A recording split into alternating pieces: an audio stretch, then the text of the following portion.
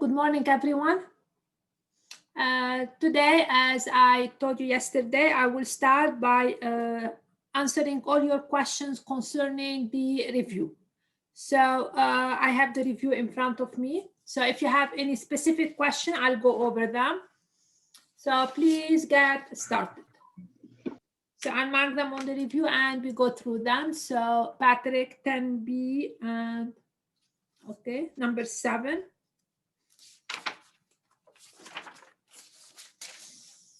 Okay, we do number 7 and number 10. Okay, 10 B and number 11. So I will mark them down and then I will go through them. Number 11, what else? 7, and I did that. Number 16. Number 16. Okay, so I will start with those. And if anybody have other questions as you move on, you please put them down and we go through them. Okay. So I start by order. I start with number 7. And believe me, you will have number 7 or very similar to it tomorrow. So number 7 is sketch the graph of a function that satisfy all of the given conditions. So we have conditions on the derivative and we have conditions on the second derivative, and we have to sketch a function that satisfies those. All right, so right here, okay. What I'm going to do is, so that I have both of those, what I'm going to do is to get all this info together. I would like to make a number line that represent the sign of f prime, okay, which will help me put all those info together. This tells me that it's 0 only at 5. So this is my 5. My derivative is 0. So this tells me that I have, a horizontal tangent right there. And it's negative when x less than 5 up to here. And it's positive for x bigger than 5. So now I know a lot about the functions. And then I read the second line. The second line is info about the second derivative. Double prime. It's at 2, it's 0. I should put things in order. So this is 2. I have 0. It doesn't mean we have an inflection point. We have an inflection point if there is change of concavity. So we will see if there is a change of concavity here. And at 8. Make sure to put things in increasing order. And the second, so I have a 0 here, I have a 0 here, and it's negative for x less than 2, x bigger than 8, and it's positive in between, okay? And what else we know? Well, so this is the second line. When x goes to infinity, f of x become close to 3. So when x goes to plus or minus infinity in this particular problem, f of x equal to 3. This is talking about the end behavior of the function. So this tells me that we interpret this as the line y equal to 3 is a horizontal asymptote.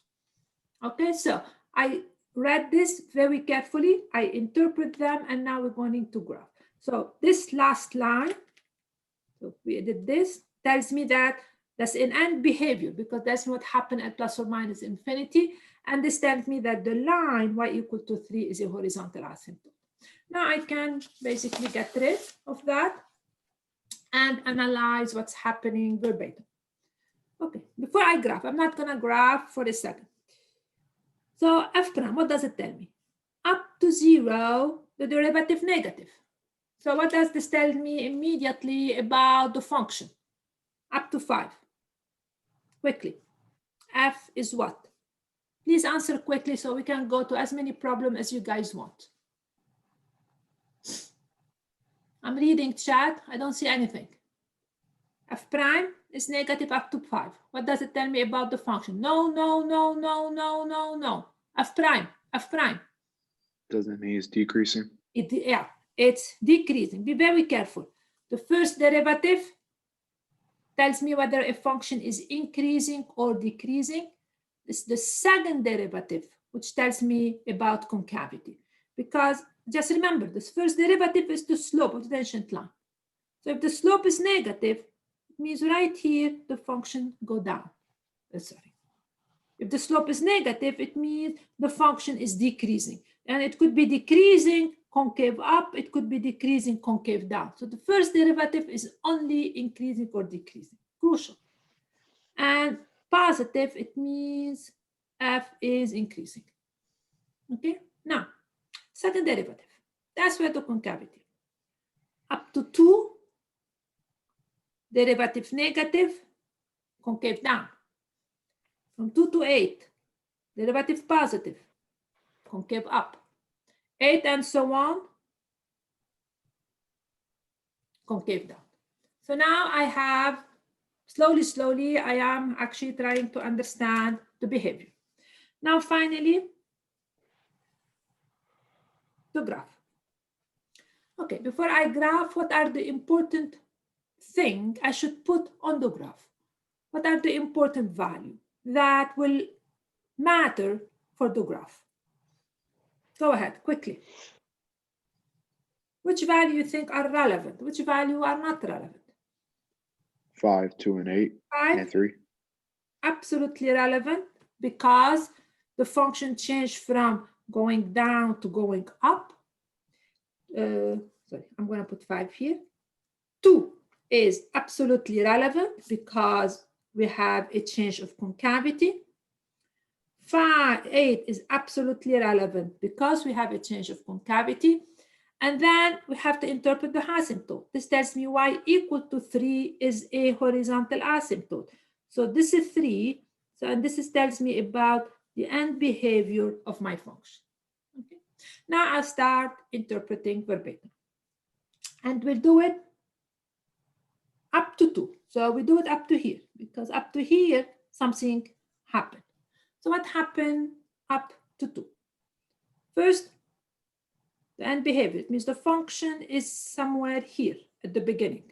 But now if I read, it's decreasing,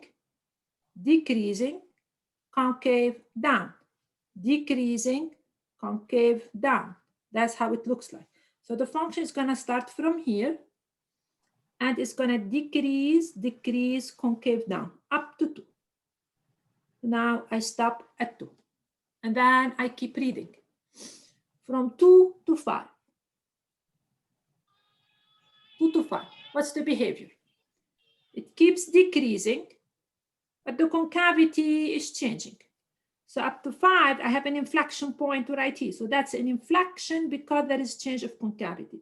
So it's going to keep decreasing, but the concavity changes. So right here, we have a change of concavity up to 5. So concave down, and then here we have change of concavity. So right here is my inflection point. Okay, up to 5. Now, from 5 to 8, the function is increasing, concave up, increasing, concave up. So increasing and concave up to 8. 8, after that, it keeps on increasing, concave down. So I have right here an inflection point. And then we have, never forget that when x goes to plus infinity, my function is going to go to 0. And that's the end of my graph. Okay? All right, so that's the easiest way. I mean, that's the best way to actually graph the function. You put the sign of f prime, sign of f double prime in front of you, and then you follow verbatim, piece by piece. And then you take care of asymptote if you have any. Okay? All right, so this takes care of number 7, I hope. And then I go by order. So number 10b. Okay, so we look at 10b and we do.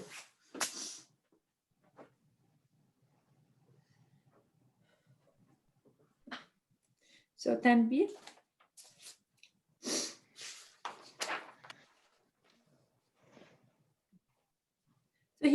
have a snowball, and so I have a mistake here. I didn't pay attention to it till yesterday. Please, if you have your note, that's centimeter square, not centimeter cube. That's my mistake. And because it's a surface area, a unit of surface area is centimeter square. So that's my mistake here. If a snowball melts so that its surface area decreases at the rate of 1 centimeter square per second, how fast is the radius? Oh boy, why do I have so many mistakes here? Please change. I have no idea why I have so many mistakes. How fast is the radius decreasing when the diameter is 50 centimeters? So my apology for the mistakes. Please fix them. If a snowball melts so that its surface area decreases, of course, when the surface area decreases, the radius will have to decrease. At a rate of 1 centimeter square per second, how fast is the radius increasing when the diameter is 50 centimeters? So that's a related rate problem. So here the idea is we have a snowball and it's shrinking. So the snowball is shrinking, it's melting. Okay, so its surface area, it means basically what's the surface area? The surface area is, if you take a ball, imagine a ball, and basically imagine you cut it and you flatten it. The surface area is the area of the piece you flattened. That's really what the surface area is. So as it melts, the surface area is changing, decreasing. So when the surface area decreases, the radius decreases. So this is a ball. This is not really a circle. So the radius is going to decrease. And we know how fast is the surface area decrease. We need to know how fast is the radius decrease. Okay, so that's a typical related rate problem. So we have two things which are changing, the surface area and the radius. So we're going to introduce our variable. We're going to call S of t the surface area at time t. Those are things that are changing. The surface area change, the radius change. So R of t is the radius of the snowball at time t.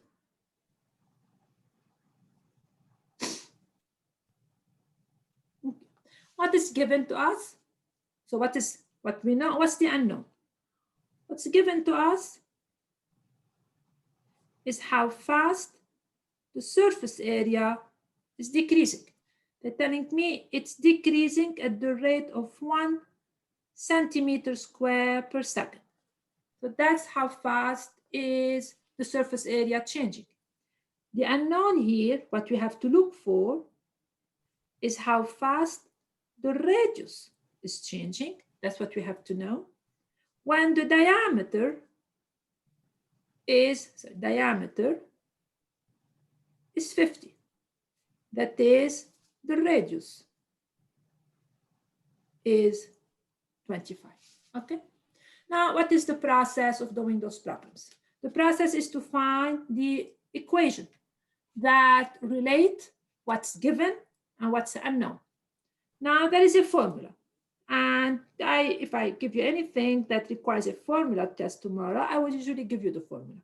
The surface area of a sphere is 4 pi times the radius square. So that's the surface area of a sphere. That's the formula that relates the surface area and the radius. Surface area of a sphere, that's the formula for it, is 4 pi times the radius square. So that's the equation that relate the two variables, the radius and the surface area. Now, once we find the equation that relate the variable, we differentiate with respect to time.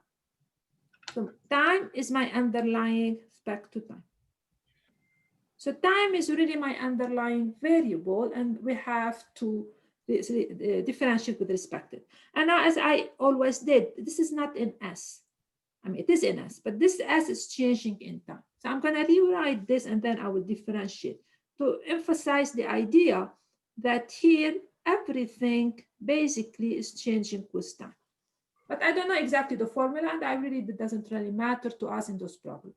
So now we differentiate. We get derivative of S with respect to t equal to 4 pi times derivative of r of t. Chain rule tells me that that's my inside function. So that's going to be 2 times the r of t, if you want, times the derivative of the inside, which is the r dt. Now I have an equation that relates the rates. That's why the word related rates. Okay, so that's the equation that relates the rate. Now, once I have that, I use the given to find the unknown. So now we're going to use the given to find the unknown. All right, that's given. So now we have, so use given to find unknown.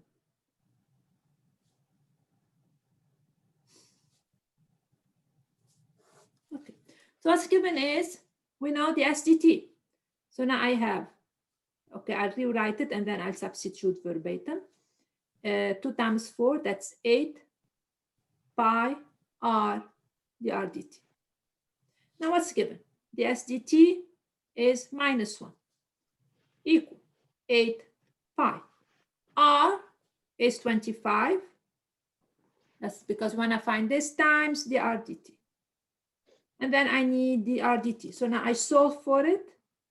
I get the r dt equal -1 over 8 times 25, that's 200 pi. Okay, and the unit is the unit of radius over unit of time. Unit of radius over the unit of time. Okay? All right, so let us move on to your next question.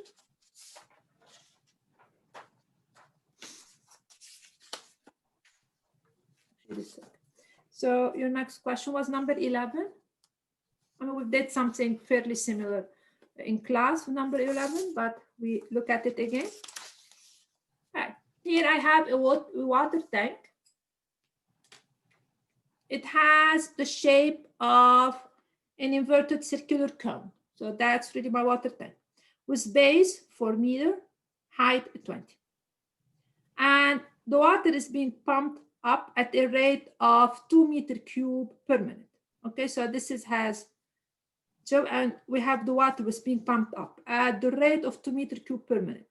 That's a unit of volume. It means every minute we're pumping up 2 meters cubed.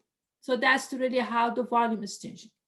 Find the rate at which the water level is rising when the water in the tank is 2 meters deep, then 4 meters deep. Okay.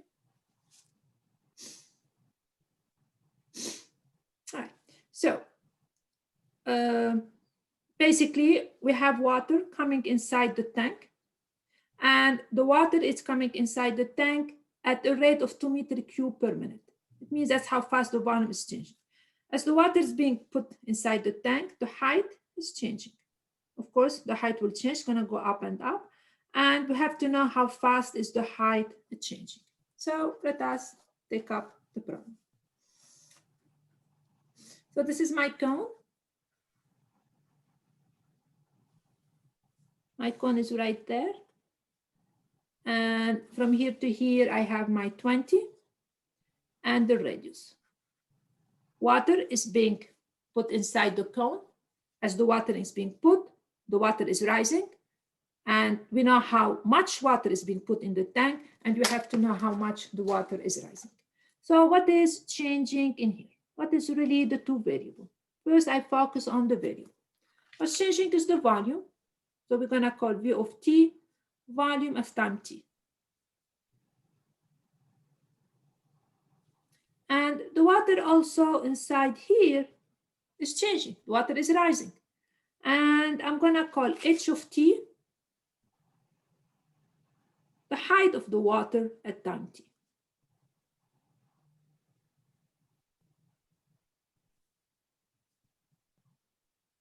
Okay. Now what's given to us? What do we have? The unknown. What's given is we're pumping water here.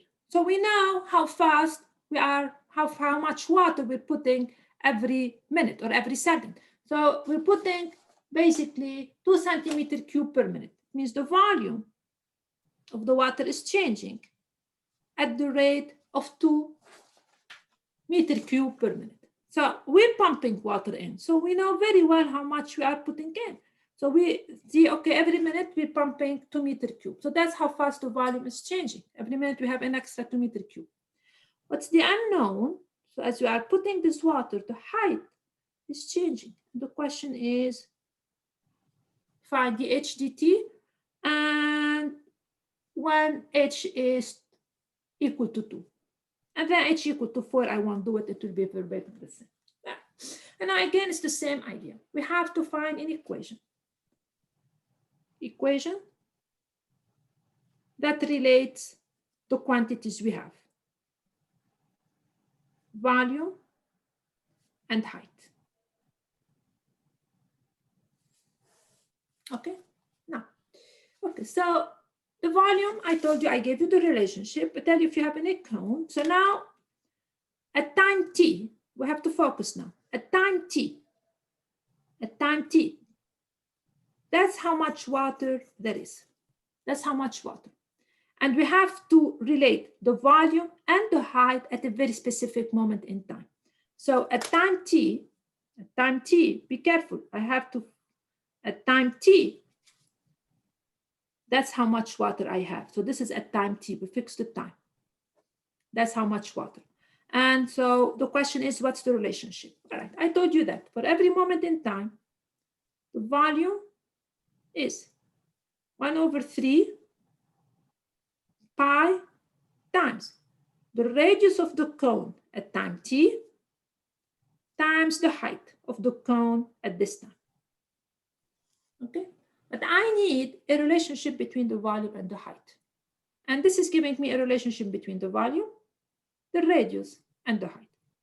So I know how fast the volume changed. I want to know how fast the height changed, but I have a problem here. I have a third variable. So now the idea is express the radius in terms of the height. Can I express radius in terms of the height? So I go back to my picture. That's my picture. So at time t, that's the time I have to focus on. That's really what my problem is. At time t, okay. Now, that's the height at time t. And that's the radius at time t. And the radius changes, of course. So now we need to find a relation between the height and the radius. Okay, let us remember how we did this problem. We need the idea of similar triangle to do that. So what kind of similar triangle? From here to here, I have a 4, and from here to here, I have 20. So to find a relation between the radius and the height, I'm going to think of the triangle which cut the cone right in the middle. So this triangle here. And I'm going to reproduce it. That's my triangle. This is my 4. And this is my R. And this is my H. And I'm going to use similar triangle to find a relationship between the height and the radius. So we're going to say that this little triangle here is similar to this big triangle. So we use similarity. And I'm going to set the relationship between them. So similar triangle is going to tell me that if I take R over 4, this over that is going to be equal to H divided by the height of the big triangle over 20. So it means that the radius is 4 over 20 times H. It means the radius is always 1/5 the height. So by doing this, I can express the radius in terms of height, and then I will have only a relationship between the volume and the height, because I'm able to do that. So the radius changes the height at a constant by this multiplier. So now we go back and we substitute. So now I have the volume is 1/3 pi. I don't have R because I can express R totally in terms of the height. It's 1/5H square times H. So finally, the volume at time t is equal to 1/3 pi times 1/25 h times h of c squared. So that's really what I want. I want this relationship between volume and height. So now I finally get that. So the volume equal 1/75 pi h of t to the power 3. So that's the relationship between my volume and the height. At this stage, we're almost back to things we've been doing before. I differentiate with respect to time. I get dv dt equal 1/75 pi times the derivative of that. Okay, derivative of this is, again, the chain rule. The inside is this function of time, and the outside is u to the power 3. So it's the derivative of the outside, which is 3u squared, evaluated at the inside, times the derivative of the inside. So finally, I will get dv dt equal 3/75 will give me 1/25 pi h squared dh dt. And that's the relationship that exists between my variable. Now we use the given to find the unknown. So the last step is use the given to find the unknown.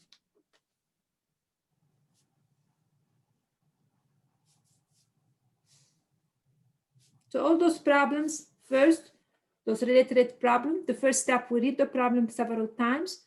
We identify the quantity that's changing. We know, we write down what's given with the unknown, and then find an equation that relates the variables we have. And that's usually the hardest part. Once we do that, and then we differentiate with respect to time and we proceed. So use the given. So that's what I have, dv dt equal 1/25 pi h squared dh dt. What's given? I know how fast the volume is changing because I'm pouring water in it. So I know how much I'm pouring per minute. So that's changing at the rate of 2 meters cubed per minute. Pi. They want me to find how fast things changing when h is 2 times dh dt. Okay, so this gives me 2 equal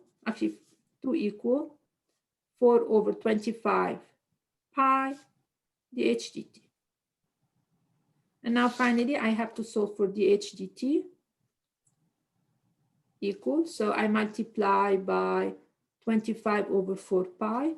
So it's going to give me 2 times 25/4 pi, right? So this is equal 25/2 pi, and the unit is meter per minute.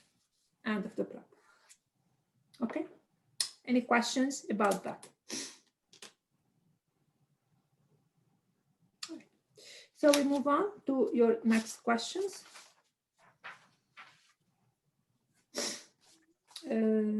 Let's see, you guys asked 11. After that, 16 and 19. Okay, 16. 19 is from the book. All right, 16. So these are the optimization problems. It means we have to find a max and min. So we read the problem again carefully several times till we understand. So what's the situation in here? So we have a rectangle. We have a rectangle. And this rectangle is inscribed in a semicircle with radius 2. So that's the radius. The radius is 2. Calculate the area of the largest such rectangle. So first we understand the problem very well, and then we proceed. So what is the picture in here? Here we are. So that's number 16. Okay. So we have the semicircle. And the semicircle has radius 2. So that's it, 2, and the 2, and basically minus 2. Okay. And we're going to put inside a rectangle. So it's inscribed, it means those vertices of the rectangle are on the semicircle. And I showed you the picture. So there are a lot of ways we can put the rectangle. So that's a rectangle. Or I can put my rectangles here. That's another scenario. Or I can put my rectangles here. So I can put, there's so many ways that I can put my rectangle. And every time I put my rectangle, I inscribe it in my circle. So that's the first scenario. The area is actually changing. So that's my second scenario. So there are so many ways to put the rectangle. Every time I put it, I'm changing the area. So the question is, where shall I put those vertices to guarantee that the area of the rectangle I put is the maximum possible area? So that's really the scenario. There are so many ways I can put the rectangle. How shall I put it? So I can guarantee, it means where shall I put these vertices? That's really what it boils down to. Where I should put this, here, here, here. Where shall I put it? To guarantee that the area of this rectangle is actually the maximum possible. So that's really what my problem is about. So how are we going to solve this type of problem? All right. First, we understand it, and that's really the picture. I'm going to draw it again. So now the question is becoming the following. Where shall I put? Here, this. Where shall I put this? So that the area, this area, is the maximum possible. Okay, where shall I put this? What's the x and the y, which will guarantee that this area is maximum. So the question now is, what is my objective function? It means what is the quantity I need to maximize?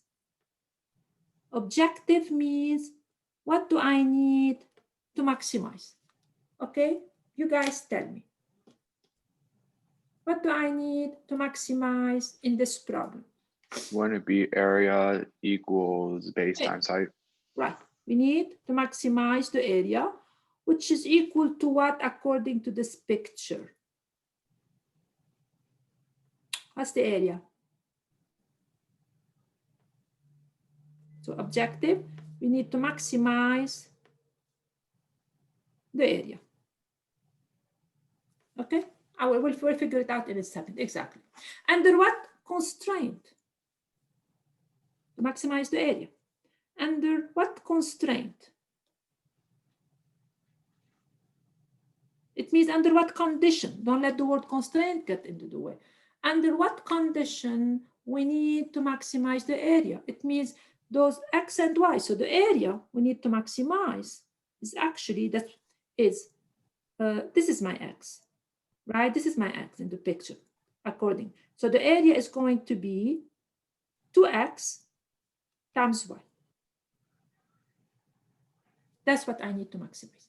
Question number 2 is to constraint. Under which condition on x and y do I need to maximize? Because I'm not maximizing in the nothing. I'm maximizing under condition. What condition? What's the constraint on x and y?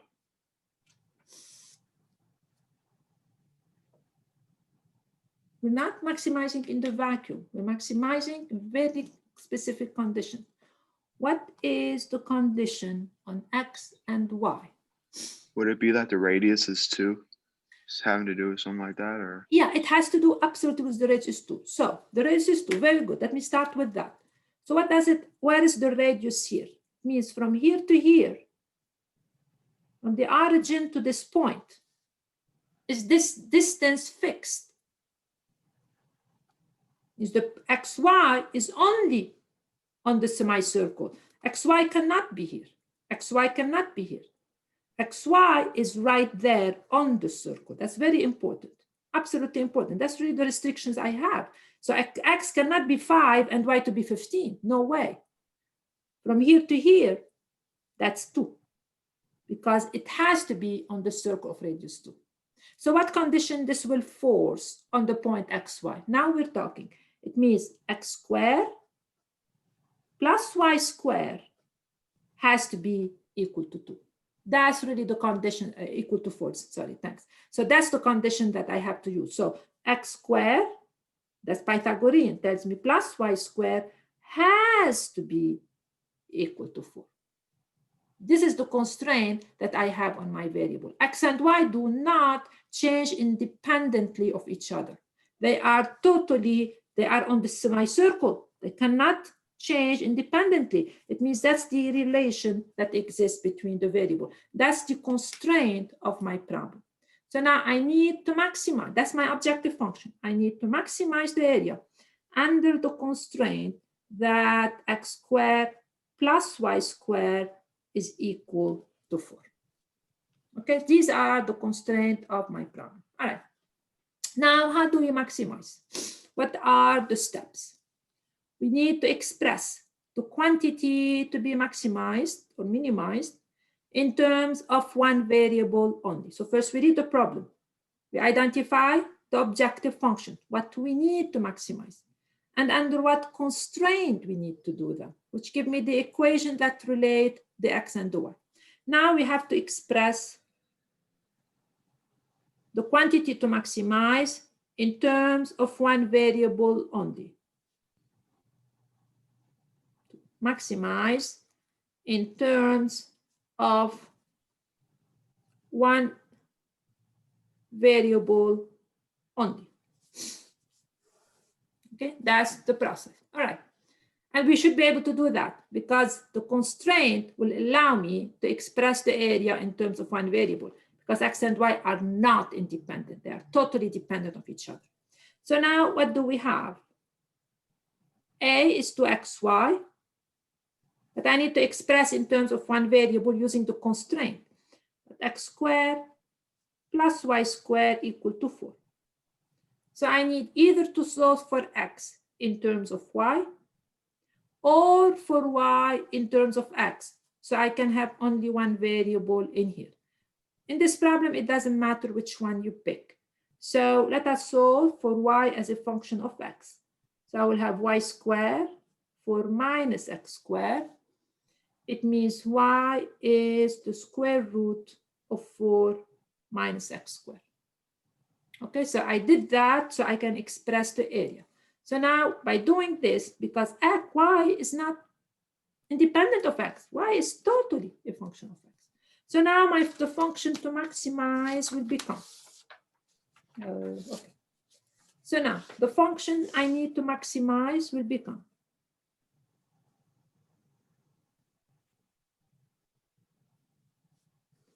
the following. A of x. Now I'm going to write a of x because I'm going to express it in terms of one variable.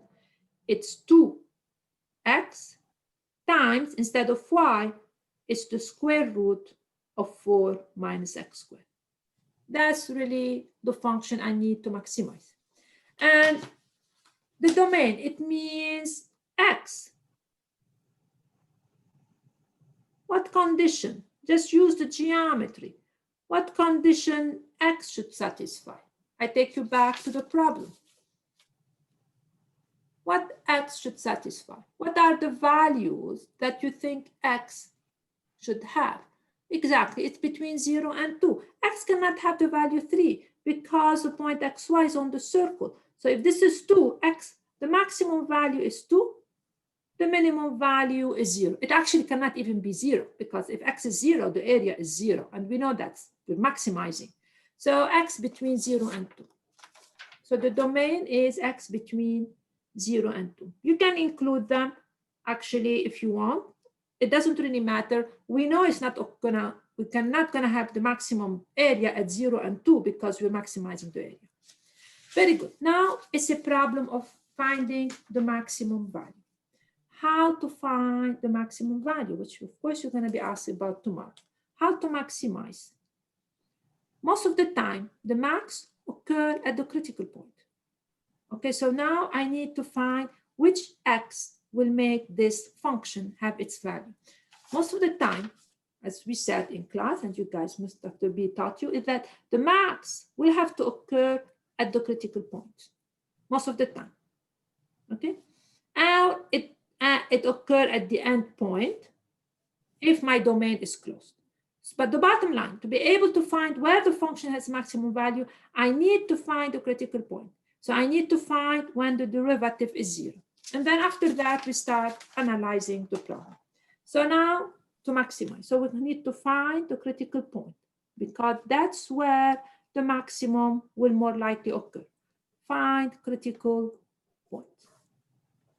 How to find them? We find the derivative, set it equal to 0, and solve for x. Okay, so what is a prime of x? Okay, this looks a little bit complicated, but it shouldn't. That's the product. So remember, to maximize, we have to find the critical point first, because that's where things occur. So a prime, the derivative of 2x is 2 times the square root of 4 minus x squared plus 2x times the derivative of 4 minus x squared to the power a half, because I need to find the derivative. I have to rewrite it like this.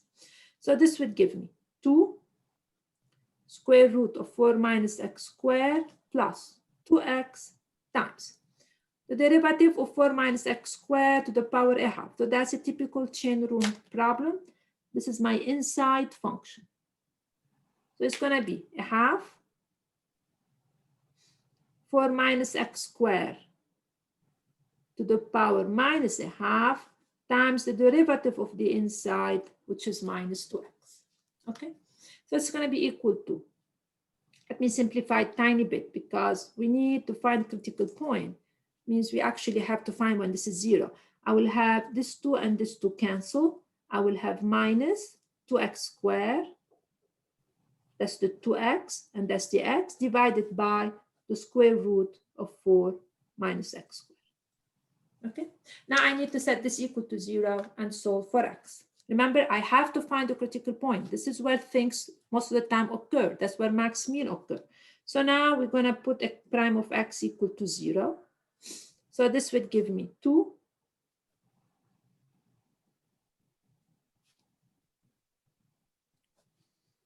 over this equal to 0. Okay, now to solve for that, I don't know, there are several ways. One way is to find a common denominator and proceed. So the common denominator here is the square root of 4 minus x squared. That's the common denominator. And to find it, I have to multiply this by square root of 4 minus x squared to get a common denominator. So if I multiply them, I will get this minus 2x squared. Okay. Please, if you have questions, let me know. And now I will simplify this equal to 0. I will have 8 minus 2x squared minus 2x squared minus 4x squared. Now, how can this be equal to 0? This is equal to 0, remember, only when the numerator equal to 0. So in general, a over b equal to 0 occur when a is 0. So if this is equal to 0, it means that 8 minus 4x squared is equal to 0, which means now I solve for x. X equal 8 over 4, so x squared is 2. It means x is plus or minus the square root of 2. But my x is positive. But x is positive. So it means x is equal to square root of 2. So the critical point occurs at x equals square root of 2. Now the last step is we have to make sure, because at a critical point could be a max, critical point could be a mean. Now we have to justify that we actually have a maximum at x equals square root of 2. So now we found the critical point. And the last step is make sure that a maximum occurs. And we're going to use the first derivative. It means, so finally we have to justify that basically the absolute max occur at x equals square root of 2? Most probably it will, but we have to justify. Now, how do we justify to do that? To do that, we need to study the sign of the derivative and ask ourselves, are we having a maximum here, yes or not? All right. X, remember, is between 0 and 2. That's the domain of X.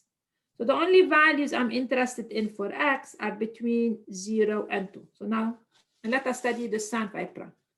We know that the derivative is 0 in here. And now, prior to that, is the derivative positive or negative? Now, remember how we do that? We just plug in a value of X in the expression of the derivative, and we ask ourselves, is it positive or negative? So 1 is a nice value here. If I plug it into the expression of the derivative, I will have 2 square root of 4 minus 1. So a prime at 1 is 2 square root of 3 minus 2 over the square root of 3. Now, a little bit of computation would tell me that I'm going to have this is square root of 3. I will have this times that. That's going to give me 6 minus 2. That's going to give me a positive number. Okay, so now, then I have to take a value here. So you guys do it. You take 3/2, for example, because square root of 2 is 1.4. So if I take a prime at 3/2, I will get a negative number like this. It means my function is increasing and decreasing. That's the way. That is, it's not going to back up again anymore at all, because up to 2 is increasing. So since x equal to a of x has basically a local max at x equal to square root of 2. But since x equal to square root of 2 is the only critical point, there is no other point than that, it means a of x has its maximum value, absolute max, at x equal square root of 2. Okay, so for all the value of x, x should be equal to square root of 2. I did this problem with a lot of detail just to remind you how to show when we have max and how to show when we have mean, to remind you how to use the first derivative test to produce this. And the maximum area is, so the area is 2xy. So the maximum area is 2 times the square root of 2. And y is square root of 4 minus x4. It means the square root of 4 minus 2 is the square root of 2. So this is equal to 4 and of the problem. Okay. Wait, I have a question. Of course. What did you use to substitute for the y equation? The relationship that we initially built between the x and the y. The four. Right. The one we got. Remember? No, this pen has to go. The one we got here from Pythagorean theorem. That's how we got it. This is the point xy. It's on the unit circle. It means x squared plus y squared equal to 4. You remember? Yes. And that's how we get the y. Okay. Because the point is on the unit circle, sorry, not unit circle, is on the semicircle of radius 2. That's where my point is. That's how we're relating the x and the y. I have one more question. Yes. So what would happen if we had more than one critical point? Would we have to find? Question. You have to sketch the graph. I don't have a magic solution. Oh, okay. That we clear? couldn't just. Will we be able to find the actual values if we plug the actual value into? You mean the absolute maximum? Yeah. Would that be able to work? It depends. You have this. If you only have one critical point, you can't tell.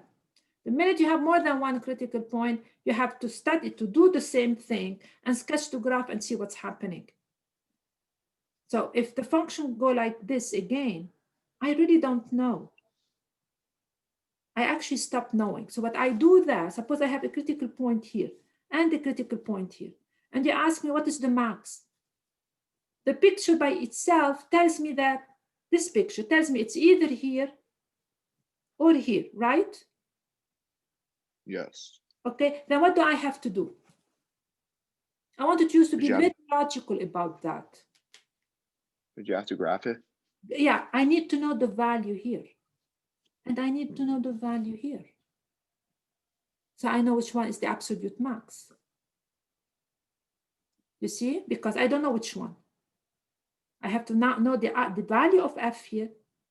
I know that I need to know the value of f here. It's a very good question. And then I decide if I have an absolute max or absolute mean.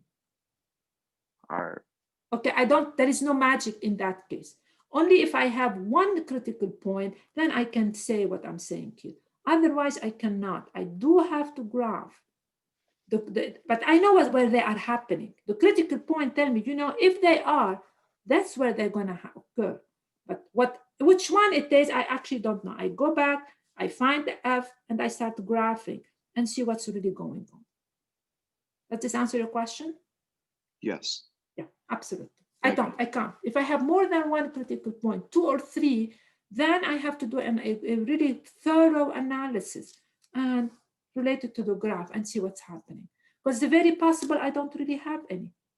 So the function could have gone like this, and then could have backed up like that.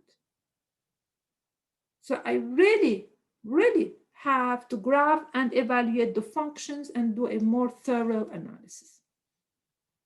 Okay, any other questions? Okay. Very good. Now, the only, I know that I'm out of time, and the only, what is that I have in mind? And please go over the review, and you can email me questions. So definitely know how to use L'Hôpital's rule. We worked with that a lot, and I hope you guys are comfortable with it. I just ran through what I think you should be able, you should know everything on this review.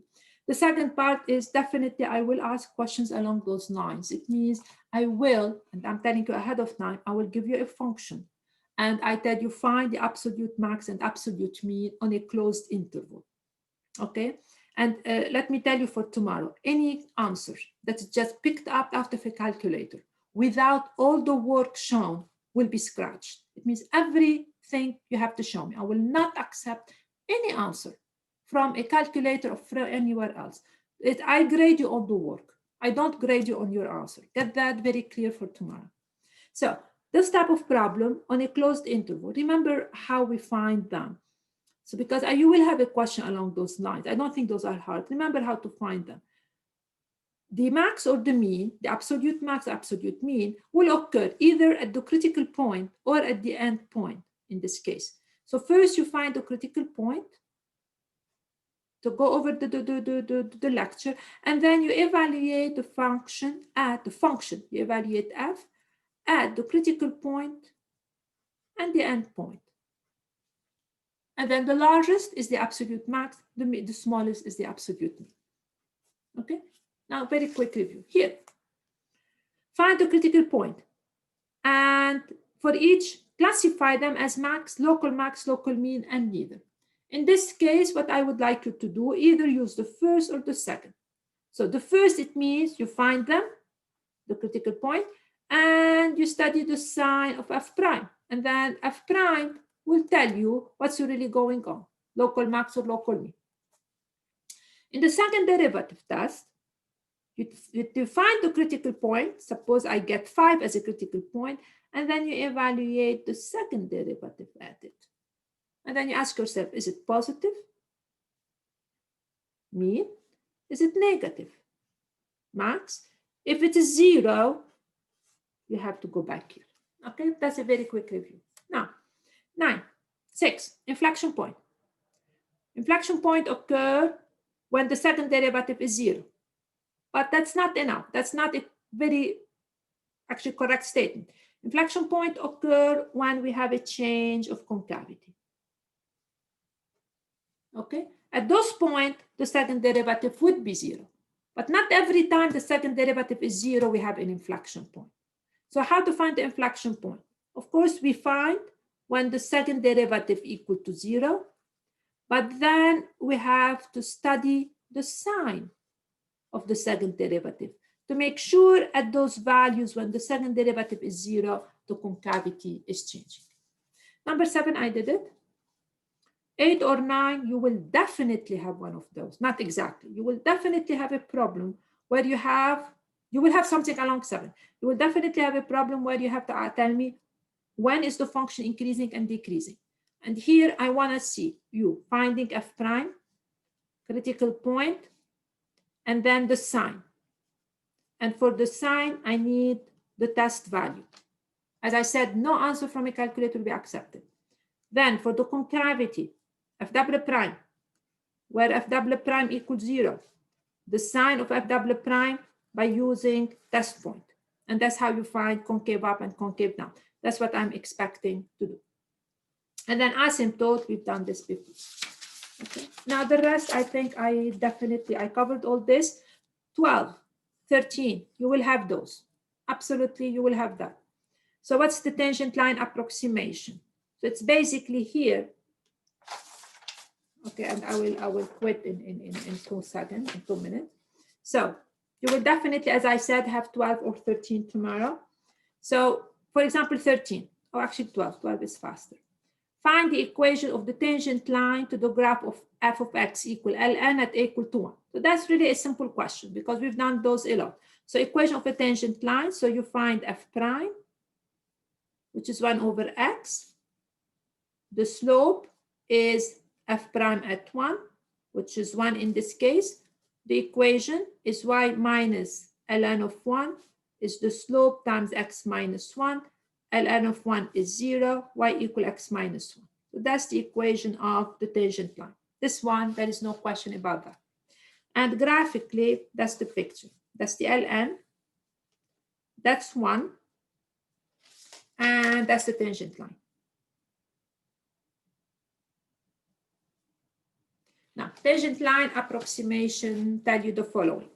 That near x equal to 1 is if you take a value near 1, like 1.1, the line, the tangent line, and the function are almost identical.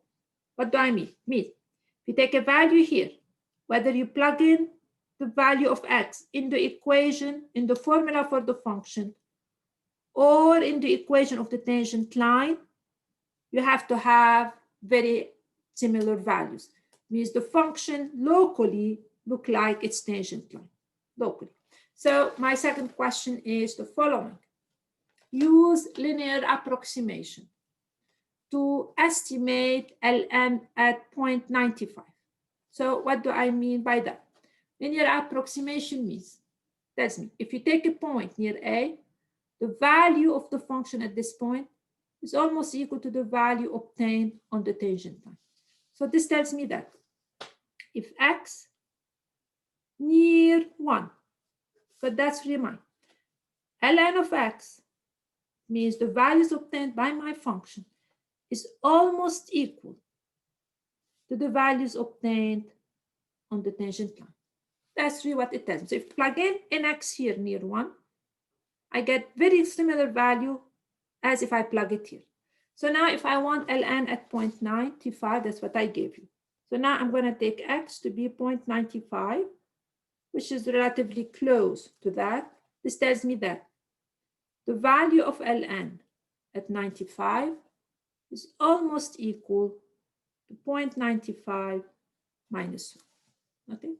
Tangent line approximation actually is fairly important. It basically tells me that if I take a value x near 1 and I want to evaluate ln of x, actually I don't have to evaluate ln of x. I can approximate it by x minus 1. And people use eventually in a lot of your courses, especially physics, they use those ideas a lot. So instead of working with the ln function, they work with the simple function, which is a line. But you have to stay near 1. That's really what it is. Okay, so finally here I plug in. So this is equal to 0.95 minus 1, which is minus 0.05. It means Ln takes the value that at this point, and that's really my approximation. So please make sure absolutely to go over those type of problems. And the rest, I think I reviewed it with you. Okay, I have a question here. For the problem with surface area, will you? Yes, I will give you those. Yes, Luke, I will. Okay, I will not give you, like, if I need similar triangle, this will be up to you to figure this out. But if you need a specific formula, and I will be with you tomorrow anyway, in case I forget anything. Okay, if you need any specific formula, I will definitely give it to you. All right, any other questions, guys? I'm sorry to take a lot of your time. Okay, so good luck. Remember, the exam will start at 7:30 tomorrow. I will open it at 7:30. All right? Okay. If you have any more questions, meet me in my office hours. Bye for now.